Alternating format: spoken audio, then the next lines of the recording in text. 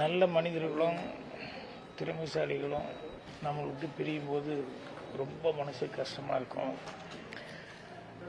இவர் இது எல்லாத்தையும் தாண்டி ரொம்ப அமைதியானவர் சபீஷ் அவர்கள்.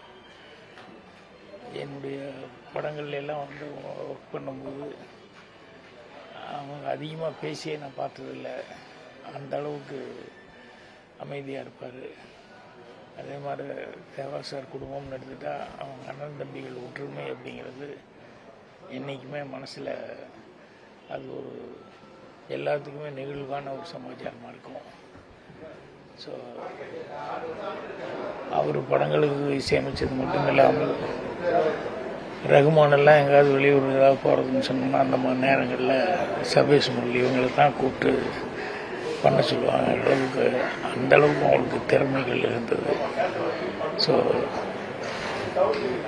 எல்லாரும் மாதிரி அவருக்கும் உடல்நலம் சரியில்லாமல் இருந்து திடீர்னு இப்படி போக வேண்டி வந்தது மனசுக்கு ரொம்ப கஷ்டமாக இருக்குது. அவங்க குடும்பத்தாருக்கு என்னுடைய ஆறுதலை தெரிவிச்சுக்கிறேன். அவருடைய ஆத்மா சாந்தி அடையணும்னு சொல்லி ஆண்டவனை பிரார்த்தனை பண்ணிக்கிறேன். இன்னும் அவர் கூட ஒர்க் பண்ண கலைஞர்கள் நண்பர்கள் எல்லாத்துக்கும் என்னுடைய ஆறுதலை தெரிவிச்சுக்கிறேன். வணக்கம்.